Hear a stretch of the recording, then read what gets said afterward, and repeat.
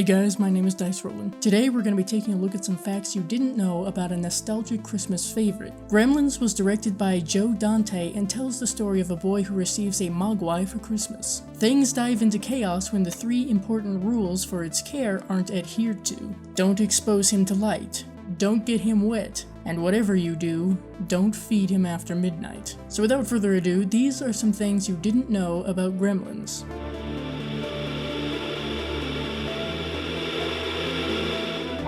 You never can tell. There just might be a gremlin in your house. Gremlins was the first movie to feature the Amblin Entertainment logo. It was also the first to have the Warner Brothers Shield logo in several years. While Randall Peltzer is being led through Chinatown, you can spot a wrecked car. This is an AMC Gremlin, whose logo looks quite similar to the appearance of the Gremlins in the film. Key Luke looked a lot younger than his actual age at the time of filming, so to make him look older, or more accurately, more his age, the makeup crew was called in. Mr. Luke actually turned 79 during shooting. The voice actors who played the parts of the Gremlins didn't have any lines, so practically everything we hear from them was ad-libbed and added in post. Howie Mandel even recorded Gizmo's dialogue for foreign dubs of the movie. As Mandel has said, "I didn't think I was speaking English to begin with." Dante has also said that certain portions of the movie were altered in order to fit in more with the culture of each country the movie was released in, as he said. So for instance, in Germany in the bar scene, the Gremlins were singing German beer songs, and we found local jokes and local references. Now for Gizmo's singing, a little girl from Jerry Goldsmith's church was hired.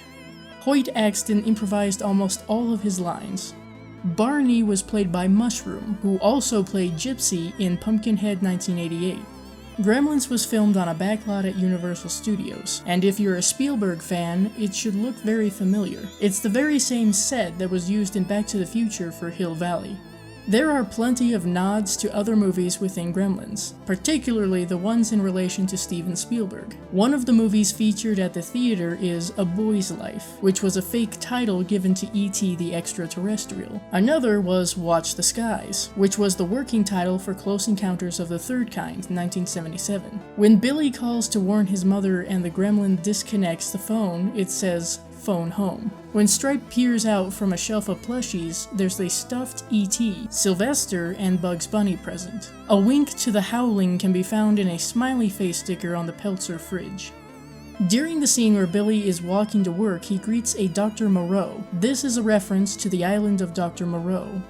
The swords that hang by the Peltzer's front door are the very same that appear in Buffy the Vampire Slayer Season 2 finale. Frances Lee Mccain should look familiar to you if you're a Back to the Future fan. She's not only played Mrs. Peltzer, but also Stella, Lorraine's mother and Marty's grandmother. Columbus certainly seems to have a thing for including It's a Wonderful Life in Christmas movies he's had a hand in. Aside from Gremlins, portions of the classic movie have been featured in Home Alone and Home Alone 2: Lost in New York. As a matter of fact, the educational film Mr. Hansen showed during his class was directed by the same man who made It's a Wonderful Life, Frank Capra. Gizmo's coloring was inspired by one of Steven Spielberg's dogs, which included the white fur around his right eye. During the scenes at the convention, we can see a machine behind Randall Peltzer while he's on the phone. At one point, it disappears. This is the time machine prop from The Time Machine 1960. Another sci-fi machine you can see featured here is Robbie the Robot. If you look closely, you will be able to spot Jerry Goldsmith in the telephone booth, and Steven Spielberg in the electric wheelchair attending the convention. You can also spot Chuck Jones giving feedback on Billy's drawing of Mrs. Deagle. The freshly born mogwai were created through use of balloons covered in faux fur. If you look closely in Billy's bedroom, you'll find a book on his nightstand called 4 Magic Moves to Winning Golf. This book was written by Joe Dante Sr., and Joe Dante Jr. was often criticized by his father for having not shown it more prominently. Apparently, the most frustrating puppets to deal with were the ones made for Gizmo. They broke down frequently because of how small he is. So, as a way of appeasing the special effects crew, the scene where the Gremlins are throwing darts at Gizmo was added in. The idea actually came from a list made by the special effects crew titled Horrible Things to Do to Gizmo. The location for the YMCA swimming pool was used in another Dante film, Small Soldiers, 1998. According to Dante, Phil Hartman's house was built over it. Murray's claim that they should have gotten a Zenith was a reference to the fact that the Zenith company was one of the few US electronics brands during the 80s. You may have caught on to the fact that each of Mrs. Deagle's cats is named after a type of currency: dollar bill, kopeck, ruble, peso, and drachma. It's quite likely that at least one of the screams that we hear from Phoebe Cates was real. This was because of a rather large cockroach that crawled in front of her. The oh-so-memorable speech from Kate was almost cut from the movie. Studio executives, including Spielberg, didn't like it, as it wasn't clear whether it was supposed to be sad or humorous. Dante refused to have it removed, stating that it represented the tone of the movie with its comedy and horror elements. The destruction of the theater was apparently quite powerful. According to Phoebe Cates, she had asked the explosion's technician how big it was going to be, to which he said, "Well, we've packed it pretty good." Cates has stated, "In the event, it was deafening, and the heat was so intense I thought it had singed my eyebrows. It blew the doors off of the theater, as you can see in the film, and it shattered windows on a building at Universal a mile away." The kissing scene between Zach Galligan and Phoebe Cates was apparently a touch awkward. Cates claims it was like kissing her brother, and Galligan blames Spielberg for causing him to be nervous. Dante's input on the matter is, as I recall, his main concern was to make sure Gizmo was in the shot. The scene in the department store where Stripe attacks Billy with a small chainsaw wasn't part of the script. It was added as an homage to the Texas Chainsaw Massacre by Dante and Galligan. James Mackerel makes an appearance as a reporter on the Peltzer's television after the climax, which means that the Howling and Gremlins exist in the same universe. When the shop owner arrives at the Peltzer residence during the end of the film, you can hear Gizmo repeatedly say Baba. Baba is a Chinese word meaning father. Chris Columbus got the idea for the story of Gremlins when he was living in a loft in Manhattan. According to him, by day it was pleasant enough, but at night what sounded like a platoon of mice would come out, and to hear them skittering around in the blackness was really creepy. Steven Spielberg had considered Tim Burton for director of this movie. However, he chose Dante as Burton hadn't directed a full feature-length film at the time. John Pertwee and Mako were considered for the part of the grandfather. John Louis, the boy who played the shop owner's grandson, went on to become an ND. Though Hoyt Axton was the first choice to play Mr. Peltzer, Pat Harrington Jr. and Pat Hingle also auditioned for the role. The reason why Hingle didn't get the part was, quoting Dante, he played this character as a sort of Saroyan-esque failed inventor whose life was fading fast. And he was brilliant. I mean, he was incredible. He was so good that we couldn't hire him, because that wasn't what this character was about. Another link that Mr. Axton has to Christmas is the fact that he was a songwriter who made Joy to the World by Three Dog Night. Emilio Estevez and Judd Nelson were considered for the part of Billy. One of the reasons why Zach Galligan was cast as Billy was because of Steven Spielberg. He saw chemistry between him and Phoebe Cates from their auditions together. There was a particular moment that sealed the deal. During one of their sessions, Galligan rested his head on Cates' shoulder and looked at the camera. At this point, Spielberg said, "Oh my god, look at that. He's in love with her already. I don't need to see anything else." In earlier scripts, Billy was a more typical nerd. He was also meant to go about dealing with the Gremlins with Kate and Gerald.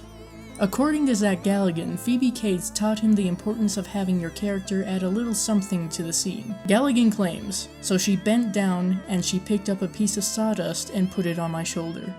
The thought of using monkeys to act as the Gremlins was attempted. This came about because Chris Wallace made the suggestion that they use puppets instead of stop motion for the Gremlins. The studio sent a spider monkey in a Gremlin suit to perform a test in Dante's office. However, during the test in which a Gremlin head was placed over the monkeys, it panicked. This resulted in the frightened animal wreaking havoc on Dante's office, and the director yelling for the trainer to get a hold of the monkey. He then looked to Wallace and said, "So puppets."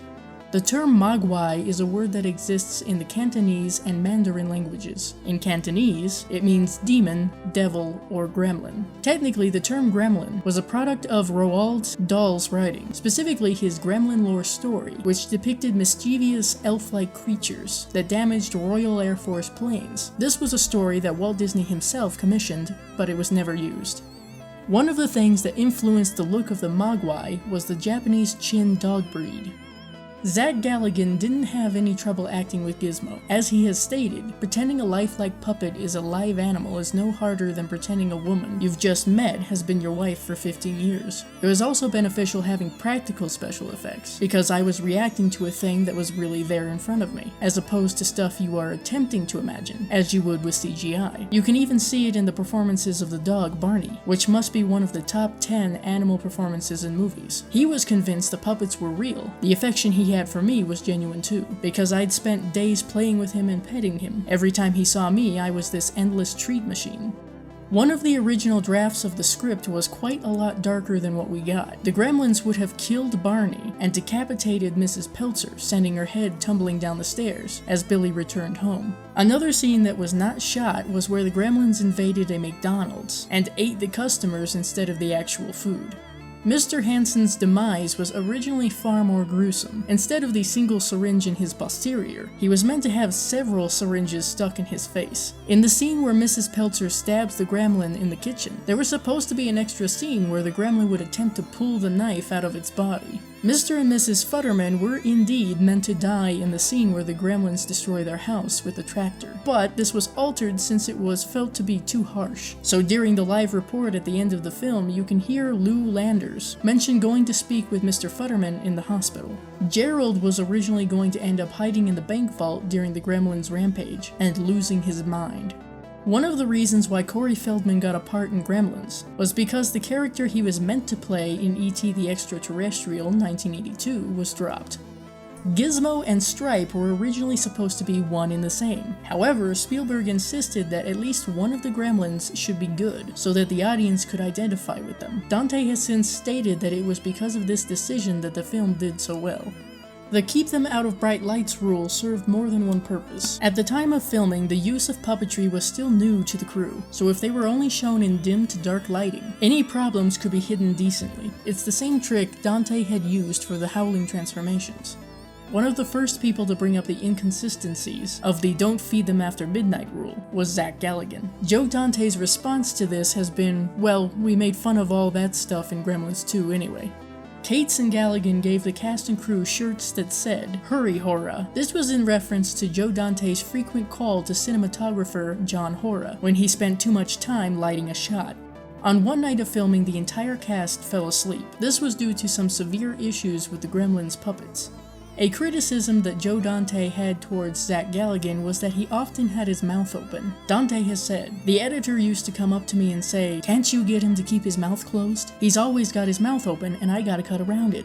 Apparently it took a bit for Chris Wallace to fully grasp what the Gremlins were all about. The moment of realization came to him when he saw the caroling Gremlins dressed in human clothing, at which point he said, "They're parodies of people." The theater featured in this film, as well as Back to the Future 1 and 2, actually burned down along with the other buildings on the set, not long after the filming of Back to the Future Part 2.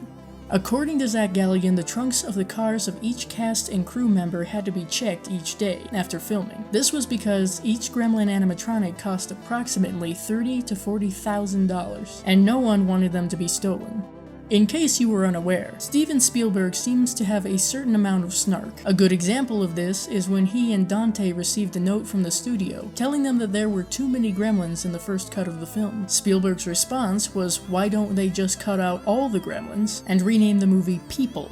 Originally, it was a combined effort from Billy and Gizmo to bring about Stripe's death. There are two drawstrings for the blind scene in the movie. Gizmo was meant to pull the first one, and Billy pulls the second. However, Spielberg edited the scene because he believed that Gizmo should be the hero of the movie. Zach Galligan wasn't so pleased about this change, in a joking fashion of course. He hadn't known about it until he saw the finished cut. Dante has said in response to this, "Would you like to take a guess as to whose idea that was?" To which Galligan replied, no, because I'd like to work again for him in the future." Though it's never mentioned or revealed in the film, the novelization explains what happened to Pete. Apparently he survived, but was so upset about Mr. Hansen's death that he blamed himself and runs away from home. Similarly, what happened to Mr. Corbin is shown in the book too. He was killed by the Gremlins due to being unable to understand what they were saying. The overall message of Gremlins was originally supposed to be a sort of warning against imported endangered species. This was cut because the studio didn't want to lose the audience. Gremlins was the last film to use Eastman Color 125T film stock. It was discontinued shortly after the movie wrapped up shooting. The original cut of the movie was apparently 2 hours and 40 minutes. Perhaps you've wondered why a Christmas-themed movie that actually takes place on Christmas didn't get released during the holiday season. This was because Warner Brothers realized that if Gremlins was to be released for the summer, its only competition would be Ghostbusters and Indiana Jones and the Temple of Doom. You can thank both Gremlins and Indiana Jones and the Temple of Doom for causing the MPAA to create the PG-13 rating. It's fairly common for cast and crew to keep props and pieces from movies they've worked on. Well, apparently Joe Dante has the Peltzer Peeler Juicer in his possession to this day. So those were some facts about Gremlins you may not have known. I hope you enjoyed this video. If you did, give it a like to let me know. And don't forget to leave a comment down below telling me what other horror movies you'd like to see me dig up some facts about. Also, don't forget to share this video to help the channel grow and subscribe for more videos like this. See you later.